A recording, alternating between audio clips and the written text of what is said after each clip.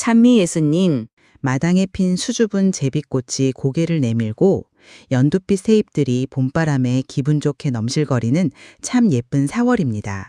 따스한 햇살처럼 여러분의 하루에 작은 위로가 되고 싶은 곳 마음밭입니다. 오늘은 우리 삶에 반가운 선물이 되어줄 동탄 영천동 성당 장재영 요한세례자 신부님의 강론 말씀을 함께 나누며 주님 안에서 조용히 머무는 시간을 가져볼까 해요.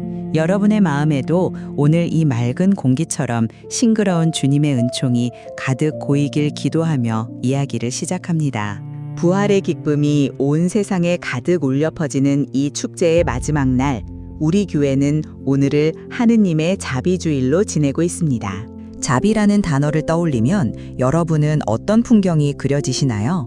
흔히 우리는 어려운 이웃에게 빵 한 조각을 나누고 슬픔에 잠긴 이를 가엾게 여기는 마음을 자비라고 생각하곤 하지요. 물론 틀린 답은 아닙니다. 배고픈 이에게 양식을 주고 위로가 필요한 이의 손을 잡아주는 그 따스한 실천은 참으로 귀하고 아름다운 자비의 얼굴이니까요. 하지만 오늘 신부님께서는 우리가 이 자비라는 꽃을 더 깊고 향기롭게 피워내기 위해 그 뿌리가 어디에 닿아 있는지 다시 한번 살펴보자고 말씀하십니다. 성경 속에는 자비에 관한 참 많은 이야기가 담겨 있지요. 그 중에서도 우리가 잘 아는 엄청난 빚을 탕감받은 종의 이야기가 떠오릅니다. 평생을 일해도 도저히 갚을 수 없는 어마어마한 빚을 주인에게 조건 없이 용서받았던 그 종 말입니다. 그런데 그 종은 자신에게 아주 작은 빚을 진 친구를 용서하지 못하고 감옥에 가두어 버렸지요. 그때 주인이 했던 준엄한 꾸짖음을 우리는 기억해야 합니다. 내가 너에게 해준 것처럼 너도 자비를 베풀어야 하지 않았느냐는 그 말씀을요. 여기서 우리는 자비의 참된 의미를 발견하게 됩니다. 자비는 단순히 나의 윤리적인 만족감을 채우기 위해 무언가를 베푸는 것이 아닙니다.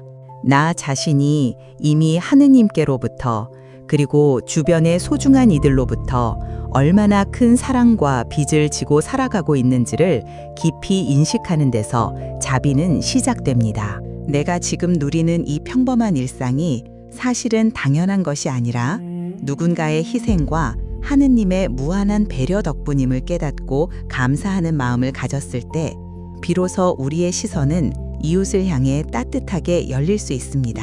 오늘 아침 따뜻한 밥 한 그릇을 마주하며 그 밥을 차려준 손길과 생명을 주신 하느님께 진심으로 감사해 본 적이 있으신가요? 우리는 너무나 당연하게 내 집의 포근한 이불 속에서 잠을 청하고 기력을 회복하지만 지구 반대편에는 전쟁의 공포와 내전의 불안함 속에 밤잠을 설치는 이들이 참으로 많습니다.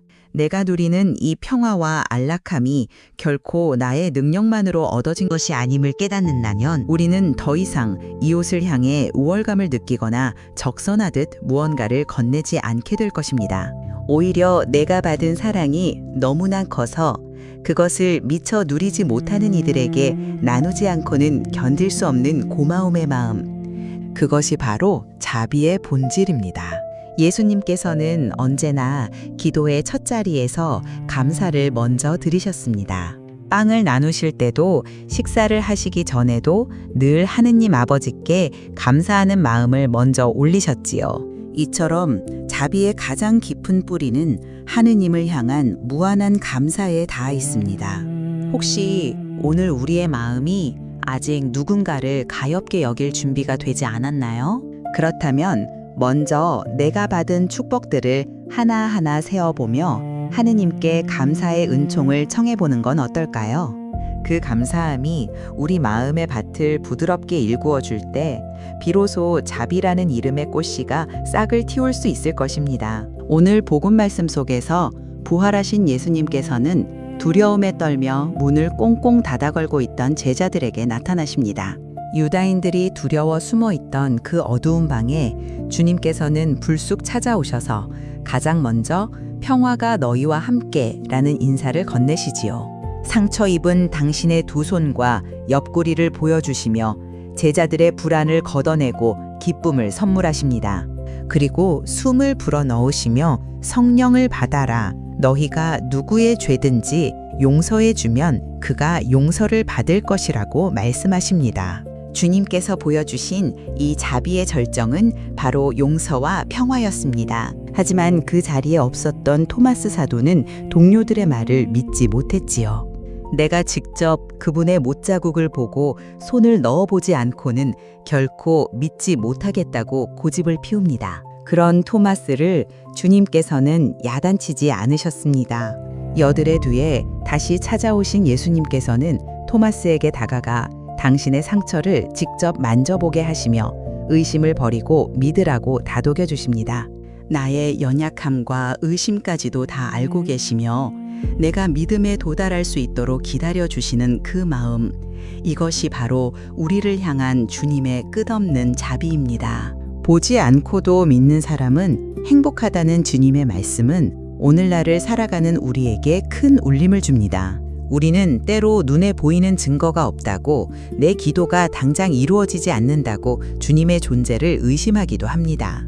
하지만 주님께서는 보이지 않는 바람처럼, 우리 곁에 소박한 들꽃의 향기처럼 늘 우리와 함께하고 계십니다. 우리가 주님의 이름으로 서로를 용서하고 내가 받은 사랑에 감사하며 작은 자비를 베푸는 그 순간마다 주님께서는 우리 안에서 생생하게 부활하십니다. 사랑하는 마음밭 가족 여러분, 오늘 우리에게 주어진 이 하느님의 자비 주일이 단순히 달력 위의 기념일로 지나가지 않기를 바랍니다. 창가에 비치는 햇살 한 줄기, 시원하게 들이키는 물 한 잔, 나를 보고 웃어주는 이웃의 미소 하나에서도 하느님의 커다란 자비를 발견하는 눈을 가졌으면 좋겠습니다. 내가 가진 것이 부족하다고 느낄 때마다 이미 내가 누리고 있는 무수한 은총들을 기억하며 고개를 숙여보세요. 그 감사의 마음이 고일 때 우리의 손은 자연스럽게 더 어려운 이들을 향해 뻗어나갈 수 있을 것입니다. 오늘 하루 여러분의 마음속에 주님께서 주시는 평화가 가득하기를 기도합니다. 문을 닫아 걸고 두려워하던 제자들에게 찾아오셨던 그 주님께서 오늘 여러분의 닫힌 마음의 문을 두드리며 평화의 인사를 건네고 계십니다. 그 따뜻한 음성에 귀를 기울이며 우리도 세상 속으로 자비의 향기를 전하러 나아가면 좋겠습니다.